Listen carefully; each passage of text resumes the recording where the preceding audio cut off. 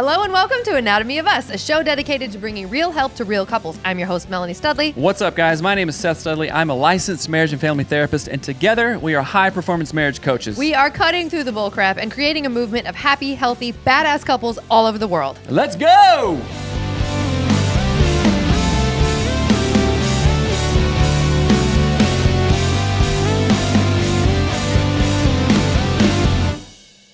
All right, let's pray.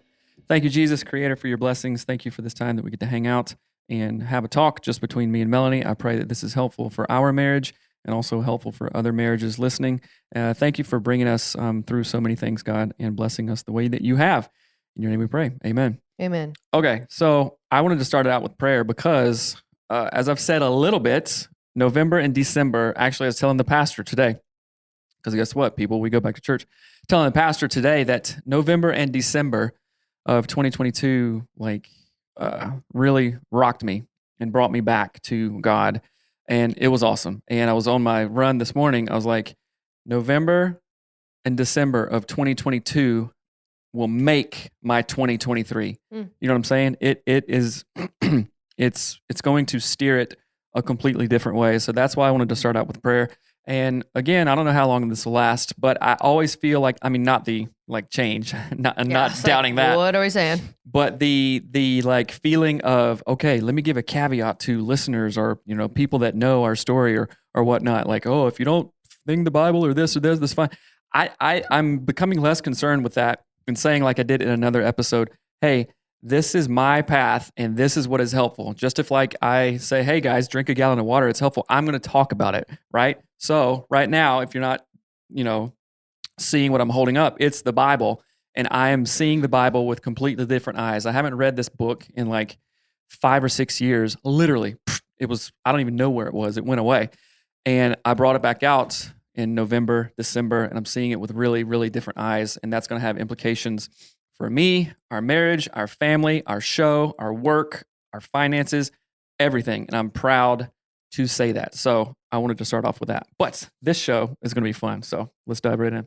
What are we diving into? You've designed a show that I'm very unaware of what's happening right now. It's kind of like when you say, okay, Seth doesn't know what we're talking about. So we're just going to go straight for it. And that's kind of what I did, I guess. You didn't? Okay. What is it that you'd like to do? I still am unclear. Okay, so now let's dive into what you got there. What is that? What are we doing? And how is it going to change the face of a lot of couples' relationships? So, if you're anyone who knows anything, what you know is I've been working on something for a while, and it finally came just yesterday or the day before. I can't quite remember because it's New Year's and who even knows what's happening. But it is the Power Couple Planner, and I'm really, really excited about it. So I'm opening it for you here. If you're watching on YouTube, you can see it here. This thing looks great. This thing is absolutely amazing. Mm-hmm. Look at it. Just take a peek at it. I will obviously Should I go zoom the camera in? Nah, that'll mess everything up. Post. Okay. This is the Power Couple Planner, and I want to tell you all about why I created it. Like the design elements of it, how it functions, what we're doing with it, and why I'm so excited that it came right at New Year's. Like, it was delayed. It took us forever to get it done. And it came 2 days ago, literally on December 30th, right? Yeah, which is super cool because it said it wasn't going to come until the 2nd. And I was like, no. Not today, devil. I know, but it came early. So the Power Couple Planner, again, you got to watch this. I'll share it on Instagram if you're not watching or whatever. But the design is so cool. It was done by a public art company. And it has been a long time in the making. And the concept of why I wanted to design it, so I want to share this, the sort of the heart of the thing, is because I kept seeing a pattern with our clients over and over and over again that I knew a system could solve.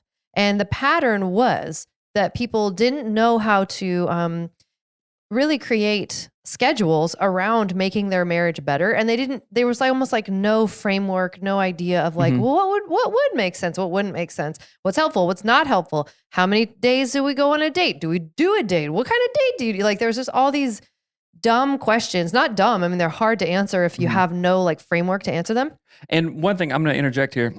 One thing is because to have a strong, healthy, thriving relationship, it takes work. And we have 3 kids. We have a couple of businesses. I do consulting stuff on the side. So obviously we have a lot of things pulling us all different directions, right? A couple of biznai, right?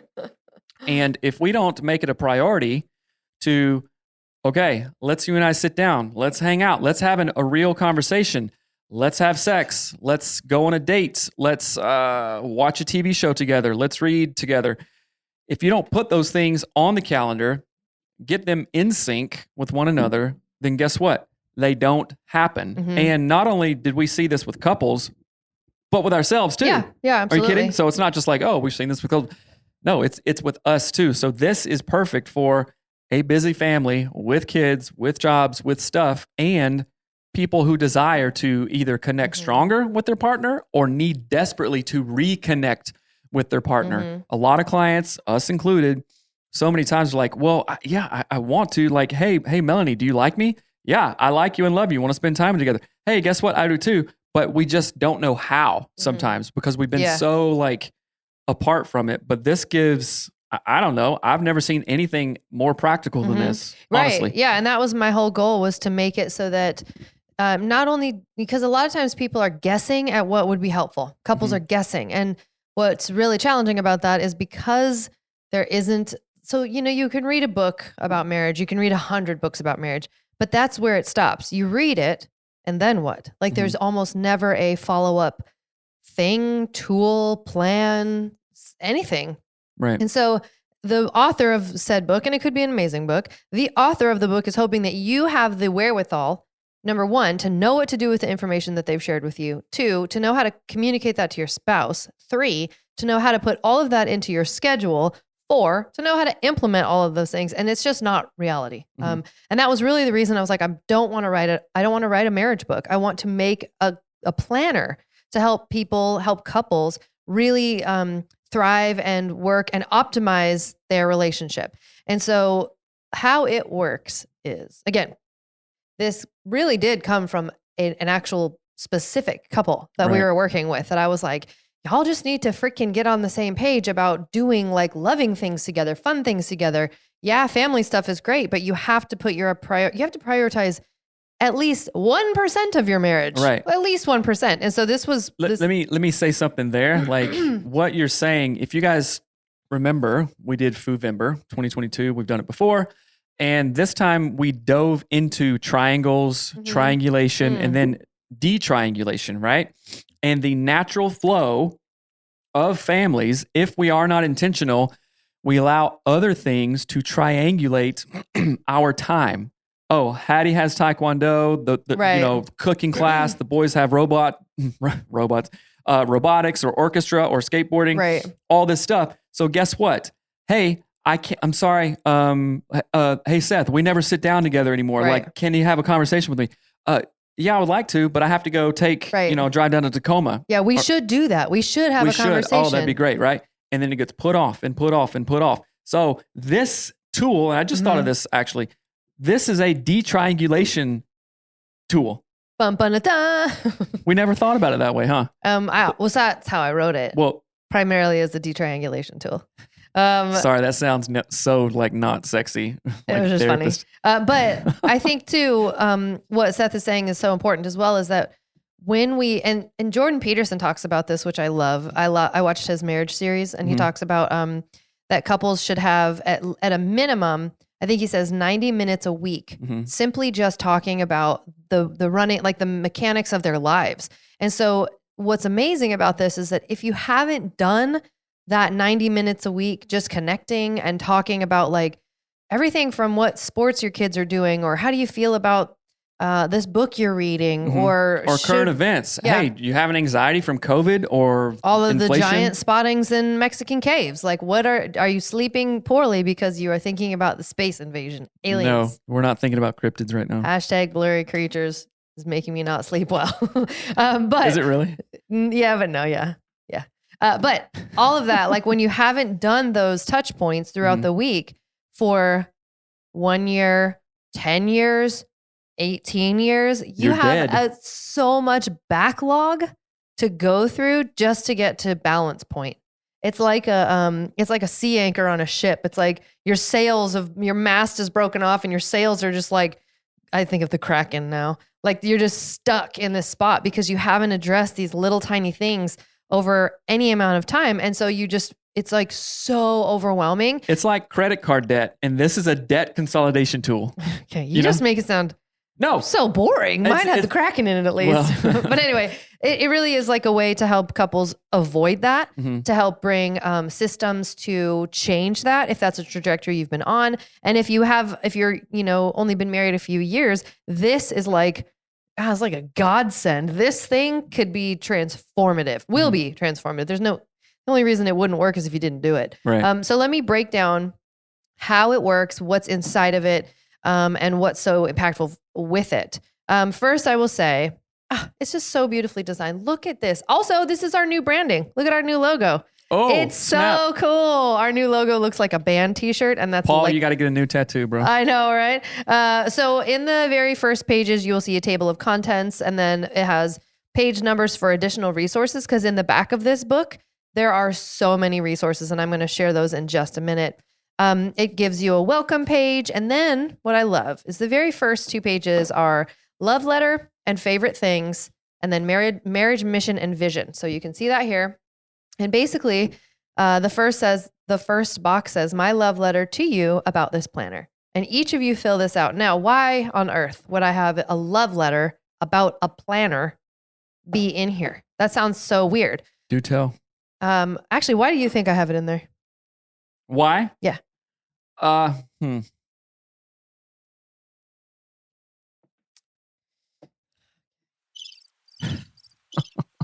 This is just too much. It's not too much. I'm seriously thinking about the answer so I don't just say something goofy. You have that in there because, and this is particular to you, and it will be helpful to couples if you don't think about it this way. You show me love through acts of service, through very critically thinking about things, and doing things in this book that are important to me because you love me. Does that make sense? No, but that's okay. My love letter to you about this planner, that section is specifically designed for couples to say, like, doing this work. So sitting down with you every week to set goals in our marriage and to like actually prioritize our marriage is a love letter. The act of doing this whole planner is not because I'm acts of service. It's not just me.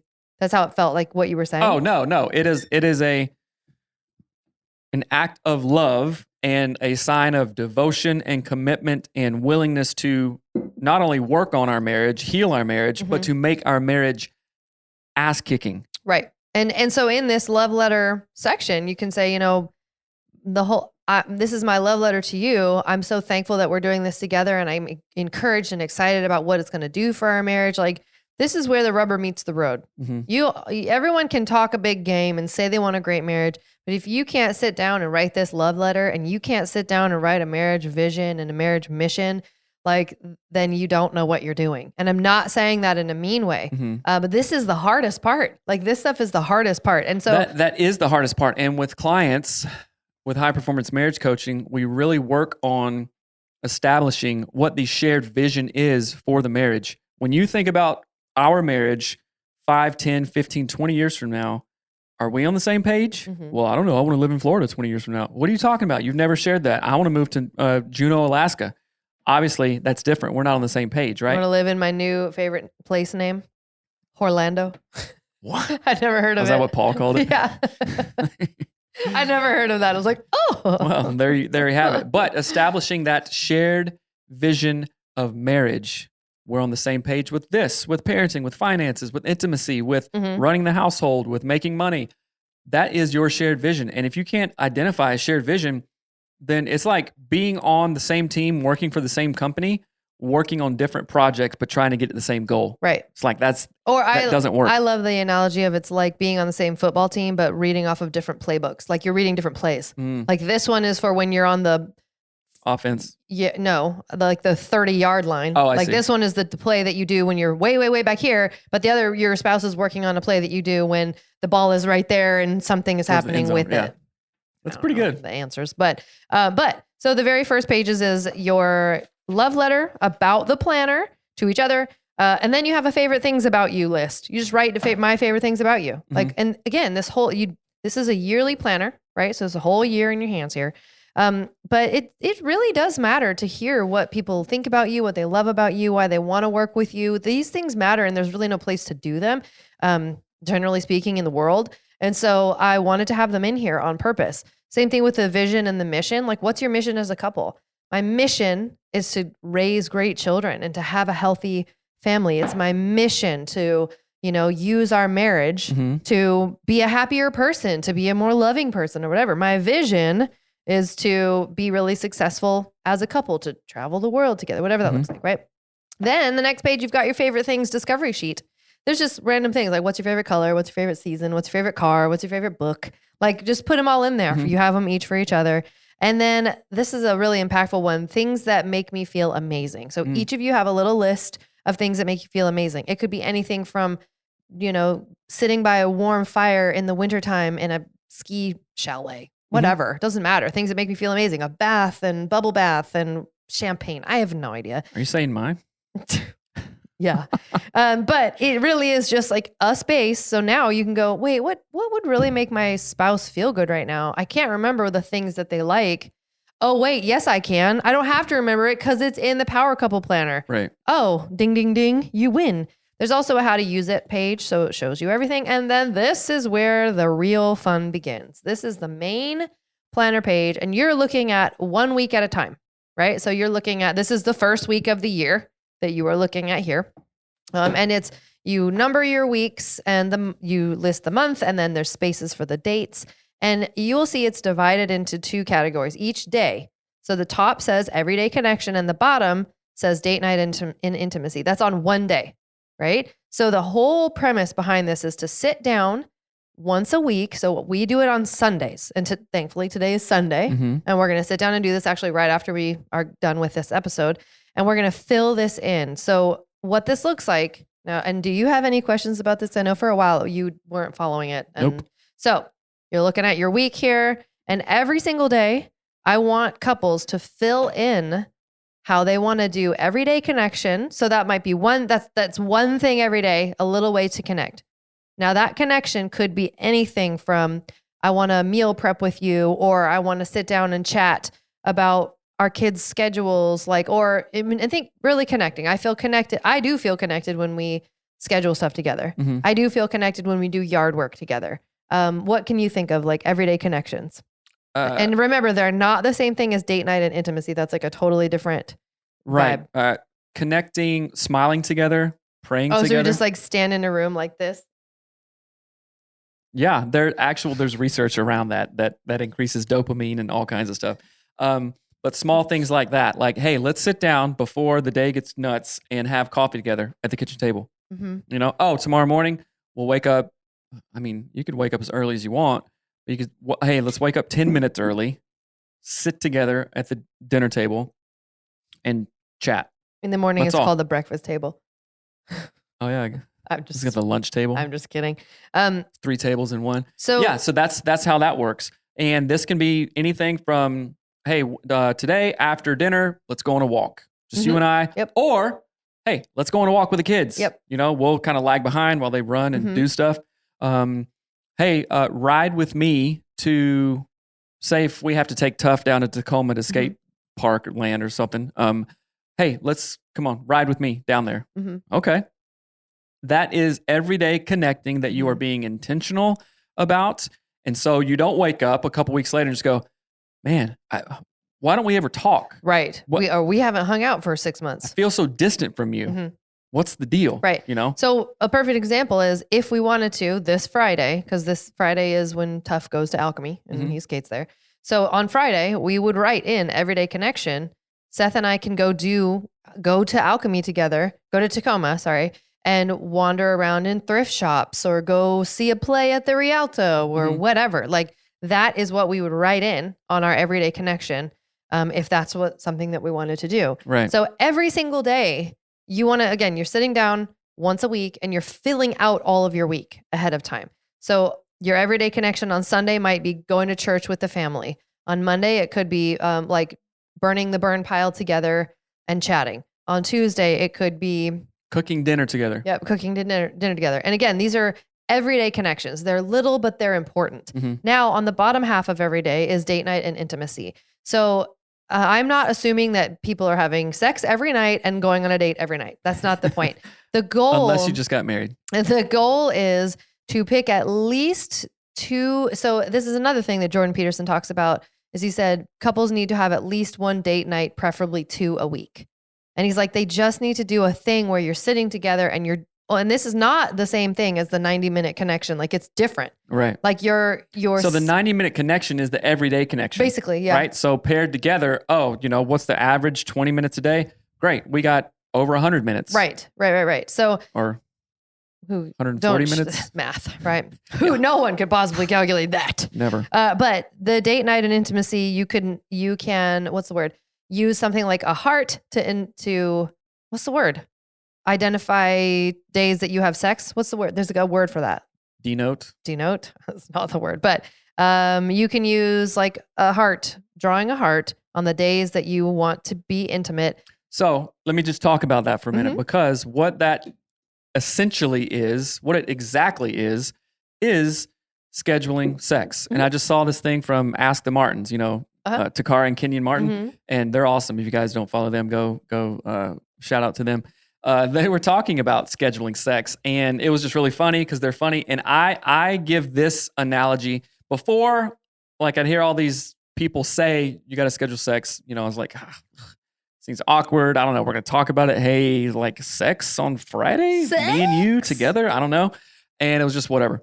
And it is not that way anymore because of the Power Couple Planner. Because the Power Couple Planner. And we are traveling a crap ton in January, right? Do I already have plane tickets? Do I have rental cars?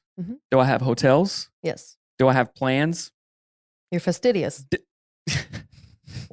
What'd you call me? Keep on. I have plans for all that. I pre-planned these stuff.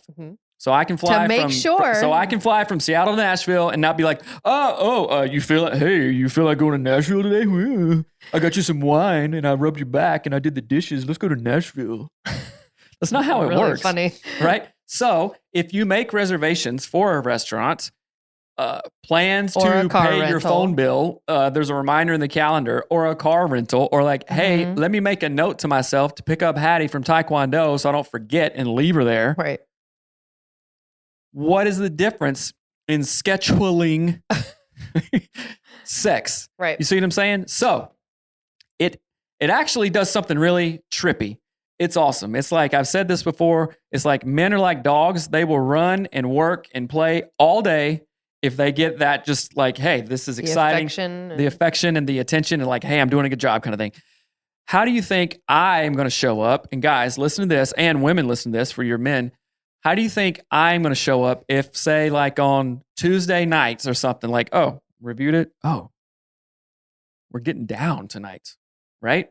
Okay. Hey, I'm going to pay more attention to the things that she likes, like certain foreplay things or whatnot. And that can mean like dishes, like, foreplay starts in the morning, foreplay starts with cleanliness kind of thing. I'm going to be much more aware of that, and it's going to be on my mind. So it does so many things. And when you make a reservation to eat a big fat steak on your birthday, when you sit there, when you make the reservation a week in advance, sometimes longer for good restaurants, and you are sitting there and go, yum, yum, yum, yum, yum, yum, yum. Yes. Does that steak taste less than because you planned it out? No.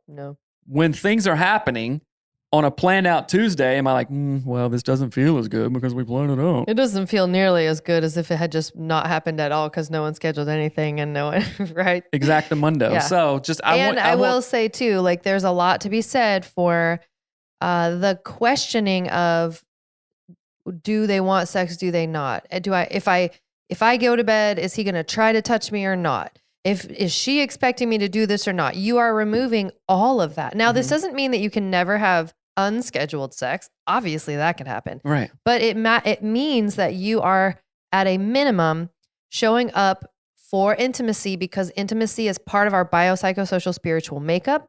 We can't pretend it's not a part of being a human. And so at a minimum, You are setting yourself and your partner up for success by saying, okay, we're going to schedule this, once or twice a week. And we're going to show up like in a good and kind and loving way. That's another thing. If you've scheduled sex and you are like mad that your partner is going out of their way to be nice to you because they know sex is on the calendar, check yourself. Like, yeah, that's not okay. I just had this. It'd be like being mad that you're only treating me nice because it's my birthday. You only got me cake because it's my birthday. Like, I'm like, well, that's the expectation, people. So knock it off. This isn't for wusses. There you go. Like the more that we talk about it, so that's why it's called the power couple. Are you just a dumbass couple? Don't swear. Okay, we'll take it out. Are you just a wiener couple? Oh. Are you just like a kind of want to have a good marriage, but when the rubber hits the road, I'm like, I don't want to. Then maybe this isn't for you. Right. I don't know. You can get the puny couple planner. Yeah. I should make still that. the same. The puny couple planner. The wuss couple planner. No, so like this is what I'm saying. What kind of mindset do you have about marriage? Because your mindset will either make you get this book or not. Ooh, that sounds good. Ooh, that's way too hard. Nope, not going to do it. So 2023, who do you want to be in 2023? What kind of marriage you want in 2023? How do you want to show up as a husband? How do you want to show up as a wife? Do you want to show up as like, well, I don't know. Or you commit to this and go, I am showing up for you and I'm showing up for myself in this. Because when you do that, literally, who do you think benefits? You benefit. I'm pointing to myself and then Melanie. And then your family benefits. And your community benefits. Your community, your business. So this is just much bigger than like, okay, sure, the sex on Tuesday nights sounds great because we wrote it on there. She can't get out of that. Yep, great. Right. No, it is way, way bigger than that. It is designed, Melanie designed it to create intention, intimacy, connection on all levels. And right? the other cool thing too is that this is not meant, now hear what I am saying. Okay, part of the reason it's designed aesthetically the way that it's designed is because I don't want this to feel like it's for women only. It makes me so angry that so much relationship stuff is geared just towards women. Men are responsible for how their relationships go as well. And so part of the layout of this planner is that lady, you fill in half of it, and husband, you fill in half of it. So I'm not guessing at what you find connecting, because that's another thing that's so stupid that couples do, ourselves included, before this was created. Couples would be like, I'm going to use a real example from a couple, is that they were like, well, why can't it count as connection when we go to our kid's soccer game? Or when we take our kid to orchestra rehearsal and talk for 7.5 minutes in the car ride, doesn't that count?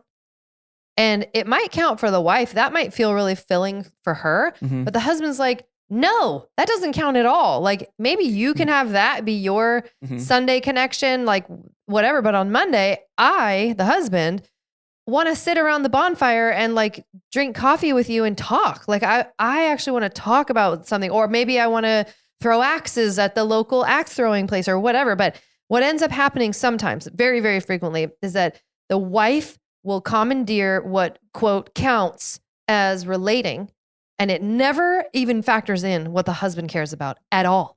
And how unfair is that? And how unloving is that? And how lopsided and one-sided is that? And then what ends up happening is that the husband goes, well, you don't care about anything that I care about. And the last 3 years of our marriage is evidence of that. And the wife is crushed, number one, because she thinks about you. Well, even I've said things like that before, where things that you thought were connected, I'm like, sure, that's great. Like, you're talking or not nice to me a lot, but that's okay. We're getting there. 2023 is going to be a great year for me. I need to be mad. But nice try.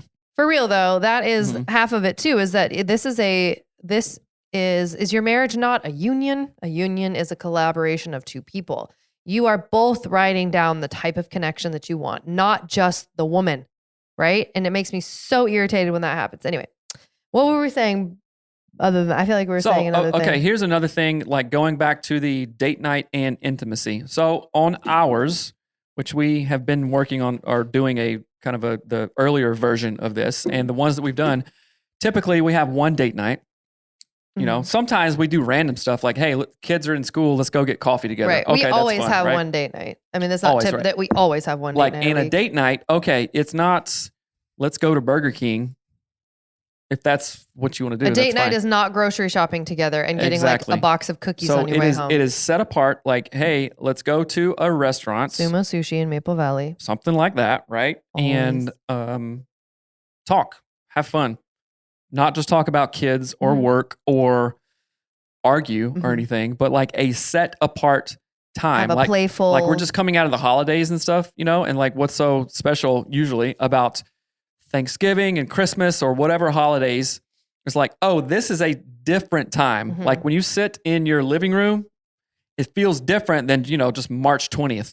You know what I'm saying? Yeah. Or whatnot. Or like Yeah. a time in the summer is like, oh, this is chill, it's reflective, whatever. So a date night must be something different, something set apart. It doesn't have to be extravagant. Or I just saw one of my friends on Facebook, they like went all out, Who was like it? tuxes and everything on New Year's. on New Year's. I'm like, whoa, now that is set apart. Obviously, New Year's Eve, that is already set apart, but it has to be special. And it is not up to one person. Right. It's like, hey, I got date night this Friday, planning it out, you know, and vice versa. Or it's like, hey, things have been really busy. I know we have date night. What would you like to do? Right. Let's just go up the road to Sumo or something like that and hang out, right? So that's the date night part. You must at least have one and it must be set apart. Now, I am not going to speak on like how much sex people should be having, right? Because I remember like pastors and stuff saying that and feeling like crap. It was like, they're going like 4 times a week. See, look at them. And then there's like weird comparison stuff. So date night and intimacy must never be weaponized in any way. So a conversation around that is, hey, intimacy, and this could be the guy or gal talking, intimacy is important to me. I would like it and prefer 1 to 2 times a week. At least one. I would love to shoot for 2. 2 nights a week. And when we say intimacy, basically we're meaning like sex and orgasm, right? Whatever that looks like for you guys. So I feel like I have to be really clear because people are like, you know, kind of bend it and go, well, no. I don't know. Like I kind of, I was going to get, well, not nasty. No, listen, we've had people do this. We've had clients say, well, what? Intimacy just means like, what? We snuggled. Like, yeah, you snuggled and your husband had a boner the whole time and thought you were going to have sex. Like, that's not kind. Like, I'm sorry. Now it's blue balls. Yes, now he's mad at you. And I'm not trying to, and the same thing goes from, it's not just men wanting sex more. There are many, many, many women who want sex more than their husbands do. And we have seen couples weaponize when we have recommended scheduling sex. We've seen it become weaponized. And this like pretend ignorance of, intimacy doesn't mean intercourse and orgasm. Shut up. It does. Right. That is what we are talking about. And okay. Here is the other thing. So guys, I'm really speaking to the men. Guys, no matter what kind of background you came from, if you think intimacy is just you know, having sex with your wife and then you having an orgasm and she's just like, okay, done, sorry, then that's not right. That is not right. It's just you get to have an orgasm, you go, you just use her to, you know, use her body to get you off. That's not cool, first of all. And so you can get specific in like, and I'm talking really specific here. You can say something like, and this is the wife talking, hey, okay, yeah, I want to have sex and I want to have an orgasm. So don't you dare go unless I go too. Right. You know what I'm saying? So like, okay, hold off, stop, whatever, take a break. Right. Which requires a lot of communication, a lot of trust. Yeah. But we want to really reiterate that this is not, and again, Seth is really on the point, on the ball there, saying like, we have to be freaking like crystal clear and have every asterisk and like every caveat because people manipulate what this whole thing is about. And if you are weaponizing this, if you're going, well, see, this says intimacy, it doesn't say penetration, then you're wrong. And your spouse can play this episode to you at minute 34:27, because that is not what we are saying. And I will say too, if you have agreed to put sex in this planner, but you continually continually say, well, I don't feel like it tonight, or well, I thought I would, but I don't. You have work to do. Mm-hmm. Now, again, do not abuse this. Don't Mm-hmm. be a jerk about it. Right. There's no, hold on. I don't want couples to weaponize any portion it's on the of planner, this. get naked. If there's ever conflict about what is on the planner, it's not an invitation to an argument. It's an invitation for growth and a loving conversation. Also, if you feel like you're going to fight, lucky for you, there's clearing structure in the back. We need to move on. You're talking 1,000 years about one topic. We have sex scheduled tonight. I mean, that sounds lame. Just saying that, like say it, in a sexier way. And we have sex scheduled tonight. Is that a sexy way? Oh, yeah, that's pretty good. Keep on. Do we? You said on the show. What's wrong with you? No, just kidding. And something comes up. Obviously, if somebody's sick, like, I don't know, I've been barfing all day. Can we not have sex tonight? Okay, yeah, be a normal human. Or I am feeling completely overwhelmed. Whatever. Can we not? Now, if that happens 5 weeks in a row, then that's messed up. So you must track it. If you cancel sex, you have to write in there that you canceled it. And what gets measured gets managed. Right. And here's the thing is that you always feel justified when you say no. If you don't want sex, I'm justified. I have a reason. No, not 5 weeks in a row, not 5 months in a row, not 5 years in a row. Right. Now you just have an actual problem that you need to fix. So I want to get off of that topic for now. Is that fine? Perfect. So also on this weekly layout, you've got 2 additional parts in here, or 3. Number 1, you have the affirmation. And so this is a marriage affirmation, and you'll see a little asterisk here. It says, look in the back for inspiration.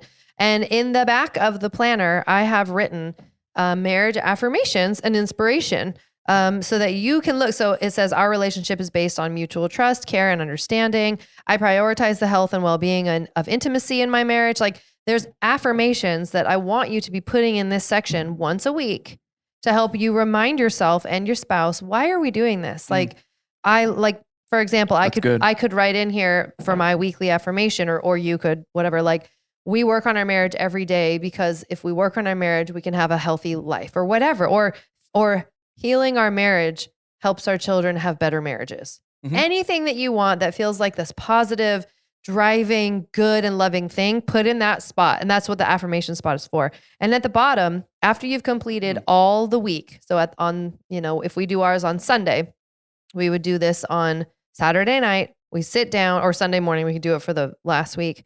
And it says, I am thankful for you this week because, and there's one for me and there's one for you. Right. And this is your gratitude. Like, I'm thankful for you this week because, and it could be, you cleaned out the garage and sold the old gym equipment, and now we can do Taekwondo in the garage, or whatever. Or I'm thankful for you because you scheduled that amazing date night and it was so fun laughing and blah, blah, blah. Right.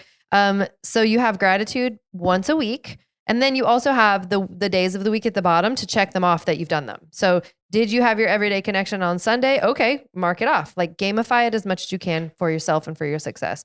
So then you have this same weekly layout. It goes, and then you have a bi-weekly check-in. Mm-hmm.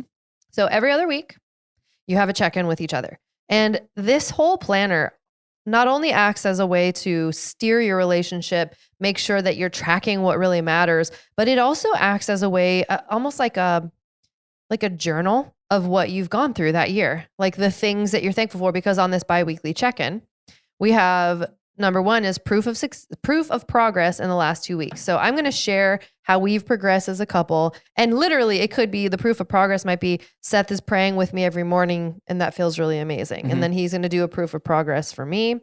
Then there's 3 areas that I could grow in over the next 2 weeks. So this is also like, oh, I could be nicer, or I could be more tidy. No. Proof of progress is, I was nicer. No. 3 areas that I could grow in over the next 2 weeks. You are apparently sleeping. I read the wrong one. So 3 areas that I could grow in, and then Seth's going to do the same thing for himself. So it automatically brings in self-reflection. It gives you the ownership of going, where could I grow? Mm-hmm. I'm a nice lady, but maybe I could be more loving, or touch Seth more, or I don't know, just like go out of my way to do little things for him just to show him that I love him. So it gives you the opportunity to think of how you could grow. It also has a spot for my favorite memories from the last 2 weeks, which is my favorite. Like, oh, we went We walked on the ice over at the church and almost broke our necks walking over to the church because it was frozen.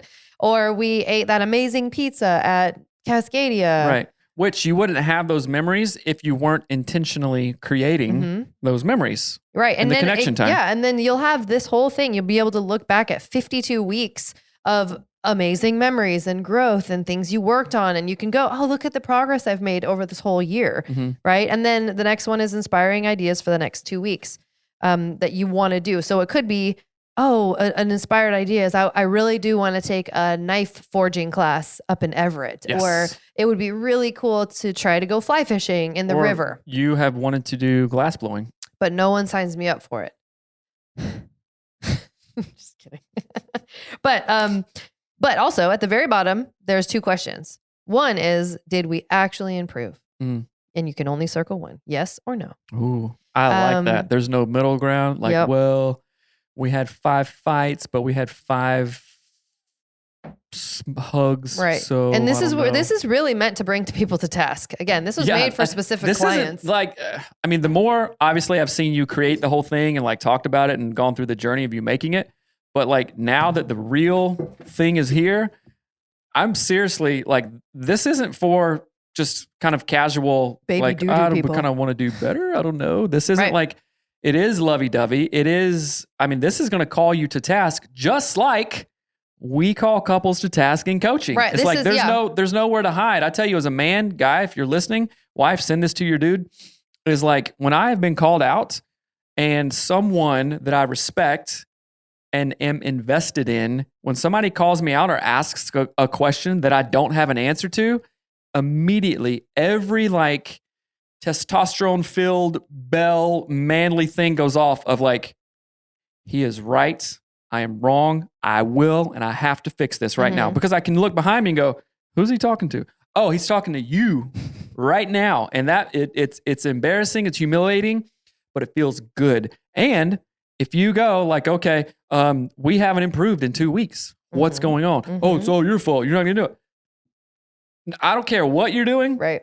It is not all your fault. Right. And that's, again, this whole thing, the reason that it's not digital also, I've meant to say that. You need physical evidence and proof and tangible things to point to. Digital things we're so inundated with all that stuff. It's too easy to forget it. It's too easy to forget it.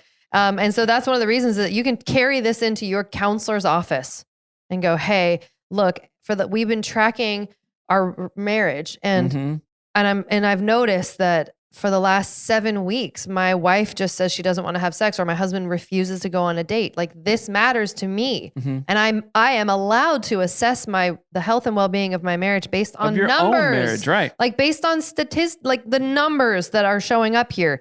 Do you feel like we improved? If you circle no every single week for 10 weeks, that gives me information, a data point to say, hey, something's up. And I can't figure this out, right? So the other question on the bottom is, when is your next relationship check-in date? Set the date, set the time, and put that in your calendar, right? So this is not just hoping someone remembers. It's making someone responsible and that you both have it in your calendar. So that's the basic layout of the weekly structure. Once we get to the back of the book, this is where you have all your additional resources that are really born from the millions of resources, not millions, that was an exaggeration. How many pages of additional resources? It's like literally loads, like 30 extra pages. There's a lot. That's bonkers. But the additional resources are truly to help couples navigate all the stuff that happens. So again, this came from the foundation of coaching. I'm answering the same question over and over and over for my clients. I'm navigating the same problems over and over and over for my clients. How can I put it into a form that they can carry around and reference if I'm not available, right? So in the back of this, we have Hangout Hopes, this is truly like if you have a hard time just hanging out with your partner, if that's where you are in your marriage, and many people are, that could be that you've been married for 15 years and some bad thing happened and you've really been struggling, but you don't want to get a divorce. You can use the Hangout Hopes. It's on page 92. And it says like, it's all guided. Like I would love to, and then you list the hangout. I would love to just take a walk with you at the park. And during this time together, I want us to feel connected, at peace, like calm, loving. To make the most of this time together, I will intentionally, and this is you calling yourself to task, I will intentionally not, say something unkind. I'll try not to be sarcastic. I'll try not to be pushy. I'll intentionally not check my phone. For one, Right. I'll intentionally be present. Yeah. Right. And then during this time together, I will not Check my phone. check your phone or like walk ahead of you or any number of things. Maybe I will not bring up the past. I will not start a fight. And then it says, here are 3 things I appreciate about you. Right. So that's a hangout hopes. Then we have conversation hopes. Same exact thing. Like some couples want to talk about parenting and they just don't know how. So this conversation hopes, you can literally fill it out in the book and put it in front of your partner and say, hey, I really want to talk to you about parenting, or maybe I really want to talk with you about our mental health or my mental health or our diets. And this is what I want to I want it to feel this way at the end and blah, blah, blah. Same thing. Were you going to say something? It's not like, oh, I hope you aren't an idiot.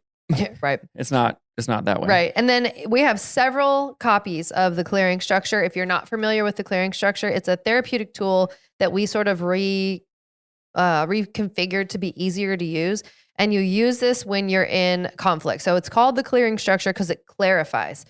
So we have several copies of it so that you can fill it out. And then I also gave you at the bottom a way to talk about this and bring it up with your partner. So it says, so like literally you fill out all the categories in here, you answer all 6 of the questions, and then it says, hey, sweetheart, we don't need to talk about this right now, but I would like to come up with a time where we both feel calm and are able to lovingly and productively talk about this. I love you. So it's at the end of every one of the clearing structure sheets there. And I put several in here because you can use the clearing structure for family stuff. It's amazing.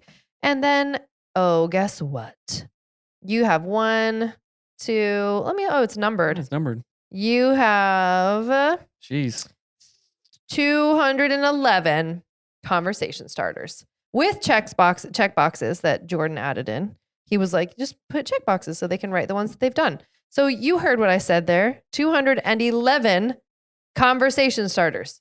So if you don't know how to talk to your spouse, if you don't know how to hang out with them, one of your everyday connections can literally be read a conversation starter from the back of the book. And you can do that for 211 days. That's a lot of days. I also have 100 date ideas. Awesome. So 100 date ideas. Also with check boxes. So you can go, oh yeah, we went and we saw a movie. Okay. Did we go to an arcade yet? Nope, we haven't done that one yet. Did we go play mini golf? Nope, we haven't done that one yet. Did we go to visit a tea room? Nope, we haven't done that one yet. A tea room? Oh. Tea room. They're real. You can go have tea in a fancy tea room. We did in London. In London, England. And then again, you have marriage affirmation and marriage inspiration, the next pages. And then I added marriage quotes. Like these are quotes from actual people who say great things about marriage. And it's just helpful to have this resource. I also have in the very last, I think this is close to the end, kill your mood killers. So this was a resource I made for a client where the client was like, at like 3 p.m, I can be in the mood for sex. But then by 7 or 10, whatever time that it's time to have sex, something has killed the mood. So there is literally a sheet here, people, humans. If you have a tympanic membrane and are hearing this in your eardrums, this sheet is for you to fill it out to get your mood back up so that you want to have sex with your spouse. This is a resource. It's a real resource. It's in the Power Couple Planner. Also, one of my favorite things, which you haven't even seen, Seth, because you didn't see the final edit, was this divide and conquer section with household chores. Holy guacamole. That's good. So this is my side and this is your side. And these are their households. So divide and conquer. Because a lot of time couples do not actually identify what is my chore to do and what is your chore and what's sort of like a shared whatever. So if we were to fill this out, who would take the trash out? Me. The kids would. Well, yeah, the kids would. But that's up to me to make the kids do it. Right. So you're in charge. That's why it's divide and conquer. Like we're dividing up our tasks. So Seth is in charge for managing whatever happens. Oh, geez, I'm smacking my microphone. Whatever happens with the trash, right? Who is in charge of like cleaning the kids' rooms? The kids are, but you're in charge of making the kids do that. Yes. So we would go through our whole list, and let's assume people don't have kids because we are trying to teach our kids to do all this stuff. But if you don't have kids or your kids are super, super little, like let's say you always do the dishes, I always clean the toilets. You always do the laundry. I always fold it and put it away. Get granular about this stuff, and then you'll stop fighting about it. At the bottom, it also says change below every 2 weeks to prevent burnout. So if there's chores that you're like, I absolutely hate scrubbing toilets, so we can swap every 2 weeks so that it's not just me doing this thing that I like triple hate. Right. You know what I mean? So that's the divide and conquer section. And then the very last page. Oh, no. The very last page is just, let's do that again. Let's get your next year's one. Sweet. And so again, this whole thing was made because I was tired of seeing my couples not succeed because there wasn't a resource for them. Same with us. I was tired of not having consistency and not having it written somewhere where I could reference it. And so this is truly like the solution. You don't have to read a book. You don't have to think about it for 1,000,000 years and go to therapy for 1,000. I mean, you can't go to therapy, but it doesn't have to be that complicated. It can all just live right here, and you just do it little by little every single day. It's consistency. Everything is built in here. Everything that I could think of is built in here. And I consulted with a bunch of people. I gave this to clients, said, give me your feedback. So the Power Couple Planner is going to be a game changer for you this year. It's a culmination of about 3 years of client work, of doing our own work. 18 years of marriage. And 18 years of marriage, and an exhibit of your heart, not only for our marriage, but other marriages and couples and families out there. So good job. I'm super proud of you. I think this is an amazing thing that will help us, has helped us, and will also help thousands of couples out there when they get it and when they do it. Because it looks good on the shelf, doesn't do any good on the shelf. You got to do it. You got to commit to it. And it's like, just like anything, we can do anything we want, literally in life, if we implement the tools, the structure, the intentionality around that. So if you're listening to this and going, yeah, my marriage needs a lot, get this and do it. And your spouse doesn't have to be 100% on board. I mean, they do eventually, but sometimes it takes one person to lead it. Yeah. Hey, sweetheart, I've done a lot of stuff. I'm sorry. Right. This is my intention to heal our marriage. I'm going to take the lead on this. And if you're not in a place where you can, just kick ass on it and everything, I will do it because I'm invested in this. Right. And I will say too, I encourage you men to lead on this. Buy this. Don't ask your wife to do it. Don't wait. Right. And if you are, this is something, I'm sneaky. Okay. I like to play dirty sometimes. So I will tell couples when they buy this, I will say, get your spouse to fill it out and they agree that they'll connect, they'll go on a walk with you or they'll have sex with you or whatever the thing is. And then I said, the numbers don't lie. When they start to see that they aren't showing up for the things that they promised that they are supposed to show up for, this book can help show them that they aren't doing right by their own standard. If they filled this out and they continue to back out of it and bail and lie or whatever, it's a mirror to reflect back to them that they're not doing right. You know what I mean? You're always going to be biased towards what the good that you think you're doing. Yeah. Okay. Start tracking it. If you haven't gotten on the scale, especially after Christmas and stuff like that, you're like, oh, I don't know. It's supposed to feel pretty good. Probably about 145. Then you finally get on the scale. You're like, I've gained 10 pounds. I'm 155. You can't mess with that. That's the data, right? So commit to this and it will. So, okay, if I get on the scale and go, oh, I'm 10 pounds heavier, that indicates 1, I've gained weight. Number 2, if I care about it, oh, I have some work to do. Right. All right, let me do what I need to do. Right. This is that. Right. Exactly. And this is an accountability tool for yourself and your spouse. Like this is, if I'm filling this out and saying I'm going to show up and we're going to have sex twice a week and I agree to it, I will hold myself accountable because guess what? I'm a power couple. We're a power couple. Yes. Like I want to be powerful in my marriage. The health and well-being of your marriage is about one of the most important things for the health and well-being of your entire life. It is so impactful. And you all know what this feels like. If you have a terrible marriage and you pull in that driveway and your spouse is at home and you're like, oh man, I'm just going to get yelled at for the next 45 minutes or the cold shoulder or I'm getting lied to or whatever the thing is. Like that eats up the whole rest of your world. It's very hard to have a happy life and an unhappy marriage. Right. You know? So, you guys, this will be on sale very, very, very soon. Melanie, By the time, I mean, it's on sale now. By the time you watch this, it's on sale. Melanie, great job on that. Thank you so much for creating this, for implementing it. And I know it's been a joy for you because this is like your jam. This is your zone of genius. She just kissed the power couple planner. So great job on that. You guys, this will be helpful. If you have any questions, email us at hello@anatomyofus.com. Get this. I promise you it will change your life. And what kind of marriage do you want in 2023? The same one as 2020, Heck 21, no, 22? no. No, you don't. If Tony Robbins says if you're not growing, you are dying. And that goes for your marriage. If you're not moving forward, if you're not connecting, having fun date nights, having sex, doing stuff that's just normal, doing the stuff that you thought would be normal the day you got married, and if you're not doing stuff like that now, Do something then you about need this it. right now. So Yes. make 2023 awesome. We love you. Thank you. Go get the Power Couple Planner. All right, bye. Bye.